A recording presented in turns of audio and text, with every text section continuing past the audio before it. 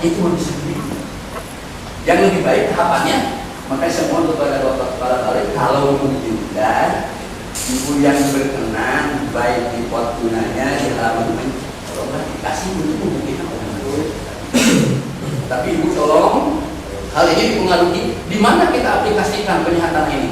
Jakarta Utara, Barat, Selatan akan lain karena sifat tanahnya tidak akan sama, karakter tanahnya tidak akan sama, tingkat kerusakan itu tidak akan sama. Jadi lebih kredibel lagi penyihatan ini supaya kredibilitas dari penyihatan itu. Sementara mungkin mohon maaf apabila ada kata-kata agak sedikit tidak berkenan, tidak ada maksud untuk melukai atau menipu bapak-bapak teman semuanya. Itulah karakter saya yang bisa pelan-pelan kalau bisa. Mohon maaf, terima kasih atas kesempatannya. Assalamualaikum warahmatullahi wabarakatuh. Terima kasih kepada Pak Cecep. Meskipun beliau seksi terakhir tapi kayaknya bersemangat banget seperti Pak. Jadi baik, kita masih ada sisa waktu lebih kurang 15 menit untuk sesi yang mungkin yang terakhir ini. Kita bagi ada pertanyaan, masukan ataupun informasi yang bisa sampaikan Bapak sekalian. Namun saya batasi 2 penanya aja. Jakarta bukan daerah korupsi. Jakarta adalah daerah jasa. Oleh karena itu kita akan mengarahkan semua komoditi pertanian sesuai dengan daerah jasa. Kalau daerah korupsi tanahnya tinggal 4.000 hektar padi, sawah, dan lahan keringan 6.000. Waktu saya masuk pada tahun 80 itu 28.000 hektar, sekarang 5.000. Sudah berubah dari kantor, dari pemukiman. Pertanyaan saya, bagaimana kita mempertahankan tanah ini supaya jangan banjir, supaya produktif? Moratorium pengembalian hak tanah ini harus bisa kita kembalikan.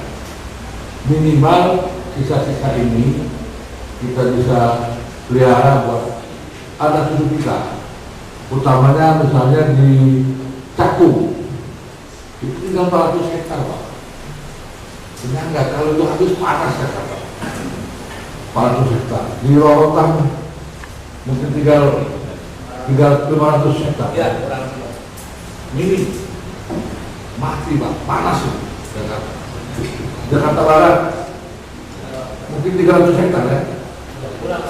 Nah, itulah harapan kita yang memang daerah-daerah bebas sentra air. Belum enggak, siapa lagi mau mikirin masyarakat? Siapa lagi mau mikirin? Jadi kan dilarang terus oleh perumahan, kantor, dan sebagainya. Tinggal bagaimana kita mengintensifikasikan.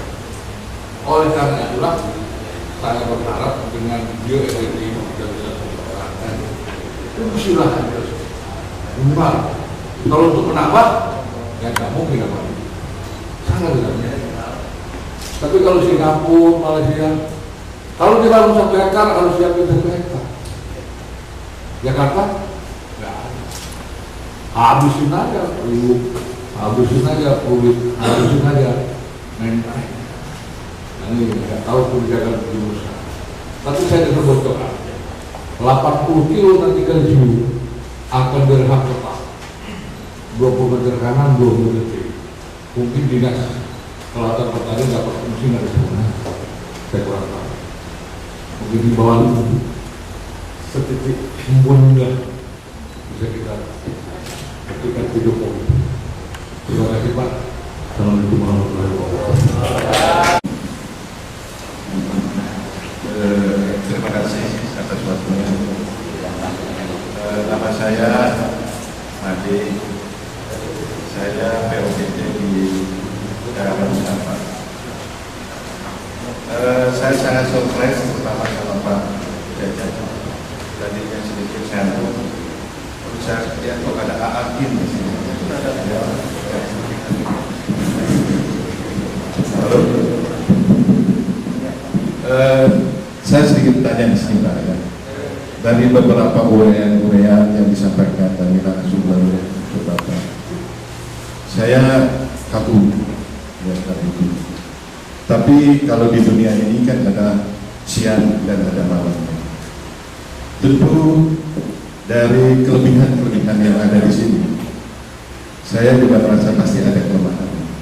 Kemungkinan kelemahannya itu di mana? Itu belum disampaikan tadi. Dan yang kedua barangkali dari segi analisa barangkali, ya seperti Bapak utarakan, misalnya Bapak anak Betus, ya, Betus itu melihat, meraba, dan menggali tentunya alhamdulillah. Tapi jangan terburu meraba apa, halaman demi halaman, jangan sampai lewat dari satu nanti kalau kita ada apa lagi langsung ke 5 ngomong jadi. Sebelah juga jangan sampai ngantuk.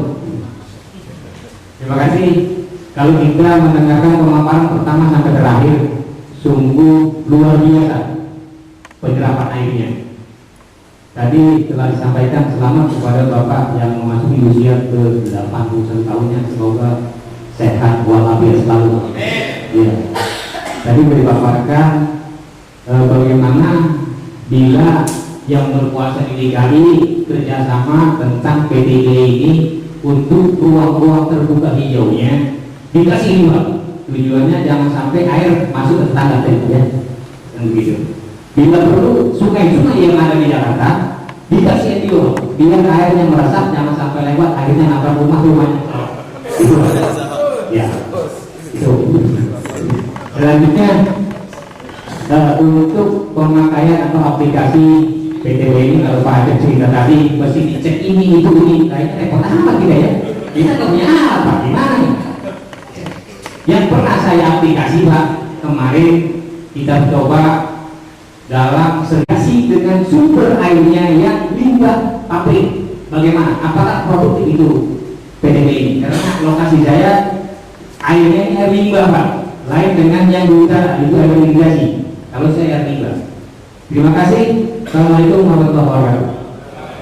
Membantu penyerapan air. Lalu Pak Agus coba importnya itu tanam mangrove. Yang satu kasih kontrol, yang satu kasih PTBE. Yang kontrol masih kasih SPK, pertumbuhannya sama dengan kasih PTBE, hanya PTBE. Tapi kalau dia PTBE, hari kasih air, besok pagi udah kering, sedang kasih NPK tanpa PTBE tetap aja ada PTBE. Tapi tergantung saya bilang isinya apa, limbahnya apa, termasuk MACL pun di babat habis saja sebagai Jakarta. Ternyata Pak aku bilang, loh kok begini? Ya saya bilang ini nggak kuatan dari PTB ini. PTB hanya 30 liter, kata Pak Aljabi. Saya coba dapatkan 10 liter.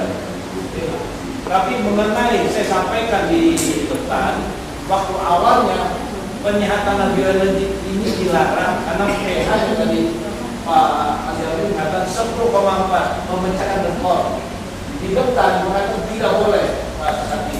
Karena kalau tidak boleh, mengapa depan mengizinkan menggunakan kalsium untuk pertanian, meningkatkan pH 1 harus dilarang sebelum melarang saya, karena kalsiumnya terlalu tinggi, membutuhkan magnesium yang seimbang.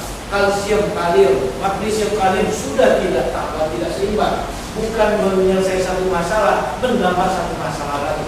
Betul Pak Sati? Tidak boleh kalsium harus dilarang, kaptan harus dilarang di Indonesia. Lalu sekarang tentang saya sampaikan demikian sudah kasih izin dan menyatakan mengadakan pada saya di seminar proceeding di Barat dan Pagi yang dihadiri oleh 329 orang sampai saat ini pun tetap dilarang menggunakan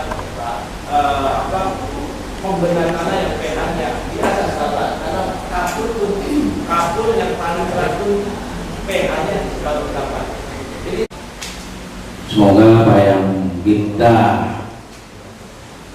sampaikan pada acara hari ini bisa bermanfaat baik untuk diri saya sendiri juga untuk kepada Bapak Ibu sekalian ke depannya, sehingga ilmu yang bermanfaat ini dapat dikembangkan di kemudian hari.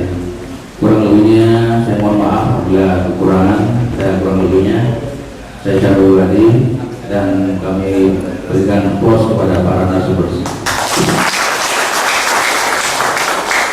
Terima kasih. Assalamualaikum warahmatullahi wabarakatuh. Selanjutnya kami serahkan kepada